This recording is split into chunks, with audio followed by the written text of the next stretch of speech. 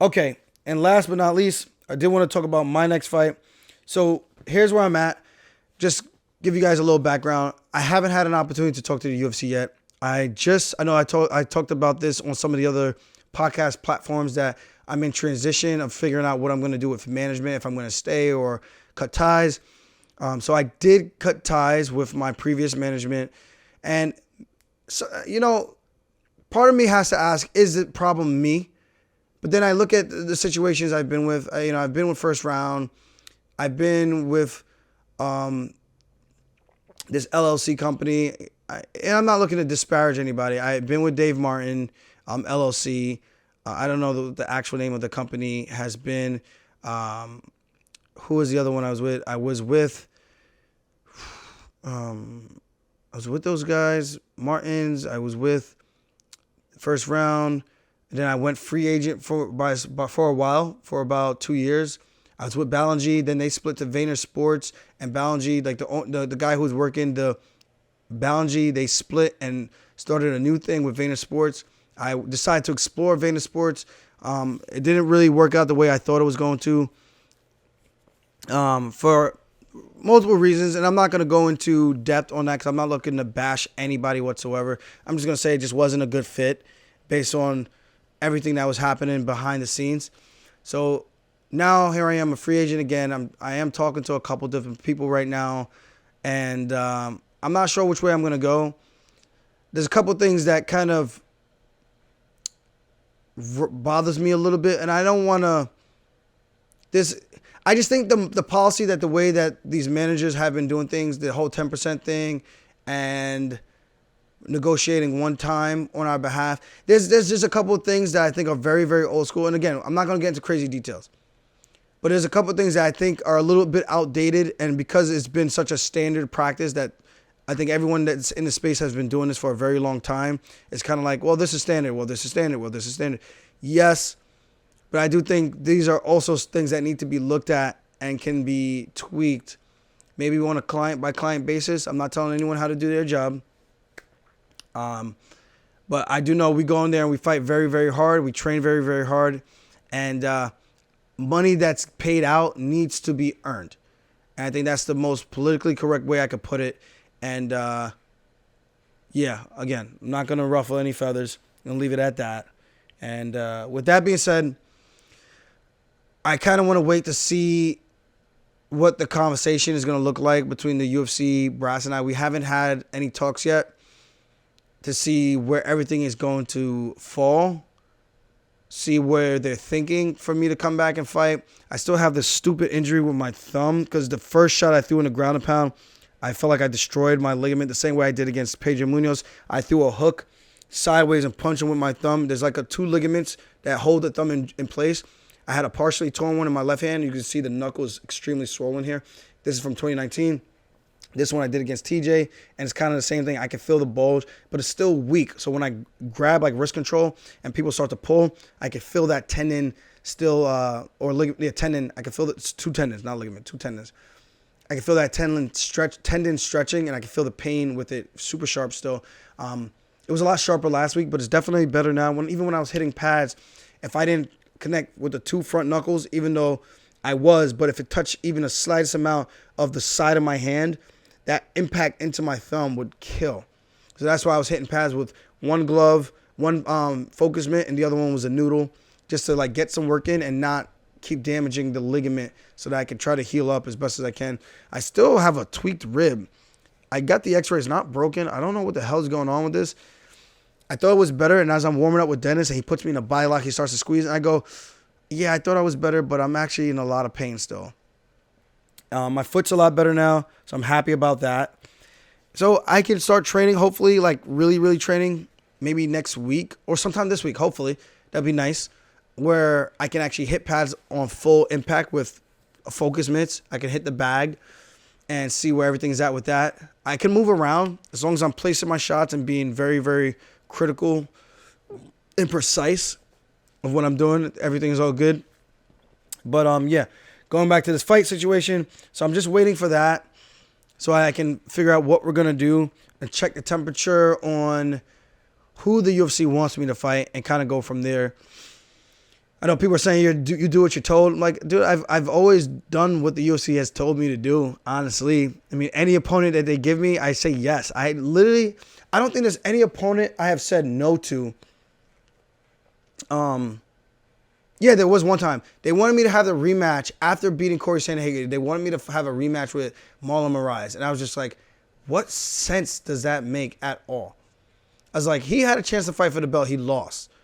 I beat Corey Sandhagen, who was the highest ranked guy. I should be fighting for the belt. And I guess if I had beat Marlon Moraes, they would have put me in the title shot without any delay. And then they try to go around that. But maybe that's why they did all that. Maybe because I denied turned down the fight. But it wasn't like I turned down the fight. I was like, dude, you guys said this was the number one contender fight. So the way I'm looking at it is as okay, if you guys told me this is the number one contender fight, then I win, and then you tell me I have to fight one more. It's kind of like, well, that wasn't the deal. We were supposed to honor the deal. And even though that wasn't a deal made with me, that was just what was said in public. They said, yeah, this is the number one contender fight kind of thing. I'm pretty sure that's what Dana was saying in the media. Kind of the same thing like Jan versus O'Malley. Whoever wins this, yeah, absolutely. Whoever wins this fight is fighting for the title. So, yeah, I just go by based on what they tell me or what they say. Because there's never like a direct line of communication all the time. I try not to bother them because obviously they got so many fighters to worry about. But with that being said, I think my next fight is possibly going to be Henry Cejudo. It's not the fight I want because honestly, I'm not really excited about fighting Henry Cejudo. Like not even at all. Like I know people are going to say, well, he's returning champion, but hear me out. When it comes to what Henry has done, nothing can be denied with that.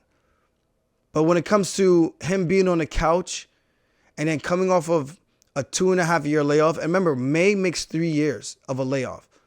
So he's fought nobody. We've been active. We've been fighting the killers of the division. Let's say I beat him. I get no props for that. Because people are going to say, oh, he came off the couch, ring rust. I beat TJ, oh, he was compromised. I'm like, no, idiots. The guy was sparring and winning his sparring sessions. He legitimately thought he could win in the situation that he was in. The same way I thought I could win when I tore my labrum. And I fought 7 pro fights like that. And I won. We all take these chances. We all take these gambles. These gambling situations. We make that walk. It's on us. So don't make excuses for us. Don't make excuses for Henry Cejudo. But again, going back to what I'm saying is, I don't get excited because of all that small details that go on behind it. I don't feel like he's serious. Can fat ass even make weight? 3-year layoff. I beat him. I get no respect again, even though it's not my fault. These are all things out of my control. What I can control is fighting a guy who's been on a streak. He's winning. Give me the guy that you think is hot right now. Oh, you're just going to go out there and take him down. It's easier said than done. Much easier said than done. I will admit, once I do take him down, that it's pretty much autopilot from there.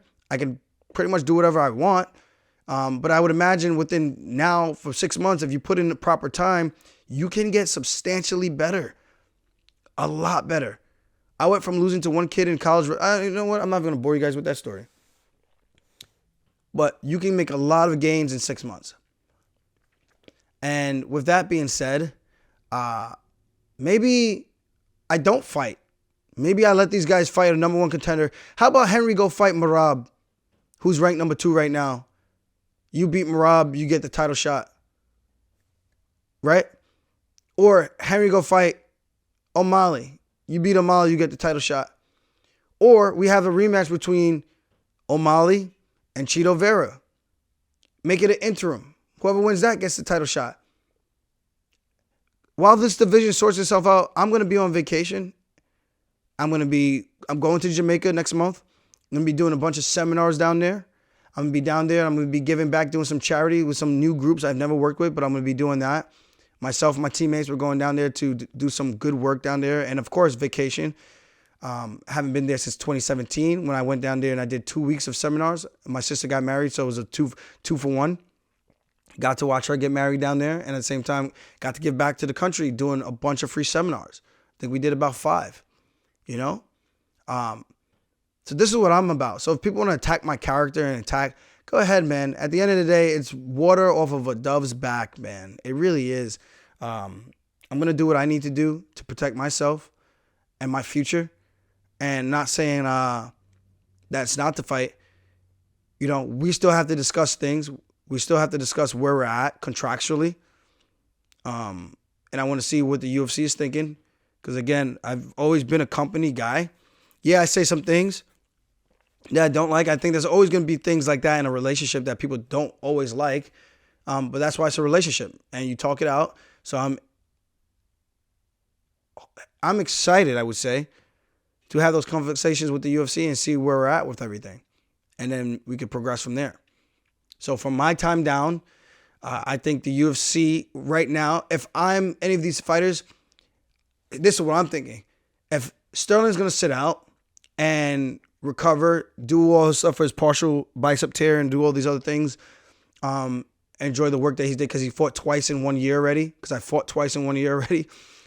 Maybe we should go out there and make a definitive claim on who should be next to fight for the world title. Let me go out there and let me win. And I think that's the smart thing to do for the other bantamweights. Don't look at me and cry wolf to me. I did my part. I fought twice. What are these other guys doing?